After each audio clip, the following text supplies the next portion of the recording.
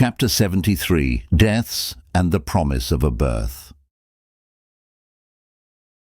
The 8th year after the Hijrah, a year of victories and returning joy, also brought great bereavements.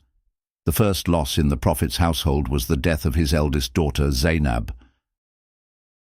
The Prophet, peace be upon him, was with her in her final moments, offering words of comfort to her husband and her young daughter. He then instructed Ayman, Sauda, and Salama to prepare her body for burial.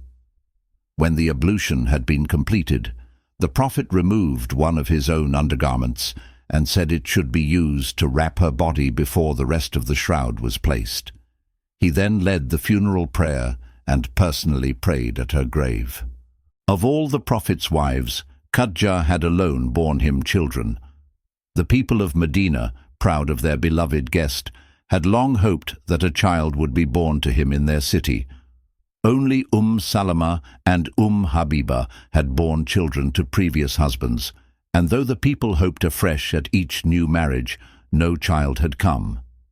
But now, not long after Zaynab's death, it became known that Maria, the Prophet's Coptic bondmaid, was expecting a child. The people of Medina already knew of the Prophet's affection for Maria and were eager to show kindness to her. Now their attentions increased, hoping to earn the Prophet's pleasure in her time of expectancy. Around 3 months after the Lesser Pilgrimage, the Prophet sent 15 men to carry the peaceful message of Islam to a tribe on the Syrian frontier. Their greeting was met not with hospitality, but with a barrage of arrows. Only one man survived. The rest were martyred. Soon after came an even more serious provocation. The Prophet had sent his companion Dihya al-Kalbo to the governor of Bostra with a letter addressed to the Byzantine emperor, but the governor had sent no reply. Now, a second messenger was intercepted and killed by a chief of the Christian Arab tribe of Ghassan. Such an act demanded a decisive response. Although there was a risk that Ghassan might secure military support from the Byzantines, justice had to be upheld. The Prophet assembled an army of 3,000 men and placed Zayd ibn Haritha in command. He instructed that if Zayd fell, Ja'far ibn Abi Talib should take command, and if Ja'far were killed, Abd Allāh ibn Rawāḥah would take over. If all three were lost, the soldiers were to choose a commander among themselves.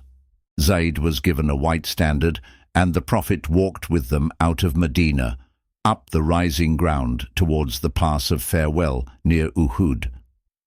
As they marched, Abd Allāh ibn Rawāḥah rode with an orphan boy who was his charge. The boy heard him reciting lines of poetry in which he longed to remain behind as a martyr in Syria. The boy began to weep. Ibn Rawāḥah lightly tapped him with his whip, saying, "What harm is it to you, poor boy, if God grants me martyrdom and I am at rest from the trials and sorrows of this world, while you return safely in the saddle?" Later that night, the boy watched him pray 2 cycles and make a long supplication. Then he called to the boy and said, "If God wills, it is martyrdom." When the army reached the Syrian border, they discovered that the Arab tribes had united and had received reinforcements from Caesar's governor. Estimates suggested an enemy of 100,000 troops, a number likely exaggerated but still vastly superior in size and equipment. Zayd halted the army and called a council of war. Many proposed returning to Medina to seek further instruction and reinforcements, but Abd Allāh ibn Rawāḥah spoke with strength and conviction. "Before us lies one of 2 great rewards, either victory or martyrdom, and both are good. So march forward." His words inspired the men, and they continued onward. They moved to Mu'tah, near the southern end of the Dead Sea, and took up a more defensible position. When the enemy approached, expecting them to flee, Zayd raised the standard and launched an attack. At that moment, the Prophet, though far away in Medina, was granted a vision of what was happening. He told his companions what he saw: Zayd taking the standard and being slain, Ja'far, then taking command and also falling in battle. Abd Allāh ibn Rawāḥah then taking up the banner and being killed as well. Finally, Thābit ibn Arqam seized the standard, rallied the Muslims, and passed it to Khālid ibn al-Walīd, who took command. Khālid regrouped the men and led a tactical withdrawal that prevented the enemy from exploiting their numerical superiority. Though the Muslims had lost 3 of their greatest men, only 5 others were killed, a small number given the scale of the battle. It was a strategic withdrawal, and the Prophet, describing it to his companions, said, "Then one of God's swords took the standard, and God opened a path for them." From that day forward, Khālid was known as the Sword of God. As the Prophet recounted the events, tears streamed from his eyes. After leading the prayer, he withdrew immediately, unlike his usual practice of turning to face the congregation. He did the same at sunset and again after the night prayer. He went to the house of Asma, Ja'far's wife. "O Asma, bring me Ja'far's sons." She brought them. He kissed each child, and then his eyes overflowed with tears. Asma, concerned, asked, "O Messenger of God, may my parents be sacrificed for you. Why are you crying? Has word reached you of Ja'far?" "Yes," he replied. "He was struck down today." Her cry of sorrow filled the house, and other women came to her aid. The Prophet returned to his home and ordered food to be prepared for Ja'far's household for 3 days, saying, "Their grief preoccupies them too much to care for their needs." He also went to Zayd's family and mourned with them. His unrestrained weeping moved those who saw it. When Zayd's young daughter came into the street crying, he embraced her and sobbed aloud. Sa'd ibn Ubadah, seeing this, said gently, "O Messenger of God, what is this?" The Prophet replied, "This is the heart of one who loves, yearning for his beloved." That night the Prophet had a vision of paradise. He saw Zayd, Ja'far, and Abd Allāh in its gardens. He saw Ja'far flying with wings, and in the morning he returned to Asma to tell her this, offering her deep consolation.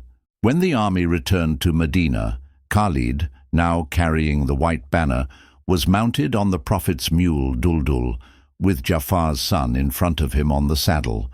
People lined the roads, and many threw dust at the returning soldiers, taunting, "Runaways, you fled the battlefield." But the Prophet corrected them. "They are not runaways, but returners who will fight again, if God wills." The defeat at Mu'tah emboldened the northern Arab tribes to resist the rising Islamic State. Word came that Bala and Qudaa were preparing for war. The Prophet sent Amr ibn al-As with 300 men to intercept or negotiate with them.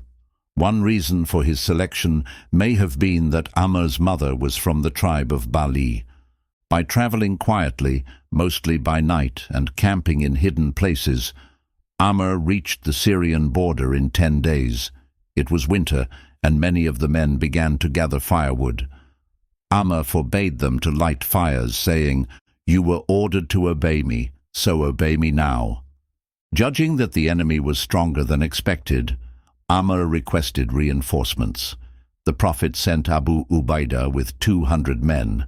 Though senior to Amr and a veteran of every battle, Abu Ubaidah accepted Amr's authority. "If you disobey me," said Abu Ubaidah, "by God I will obey you." The Prophet later prayed blessings upon him for this humility and wisdom. In the end, no battle took place. The enemy dispersed before Amr's arrival, and friendly individuals and tribes began approaching the Muslim camp. Islam's reputation reached further across the frontier. Amr returned with reports that the influence of Islam had been re-established in that region. Islam's influence now spread rapidly throughout the Arabian Peninsula. The reasons were not solely political. The Prophet had proven himself a just and formidable ally and a generous victor. But there was something deeper, a remarkable serenity and inner joy that characterized those who embraced Islam. The Quran, the book of God's oneness, of mercy and of paradise, brought people certainty, contentment and hope.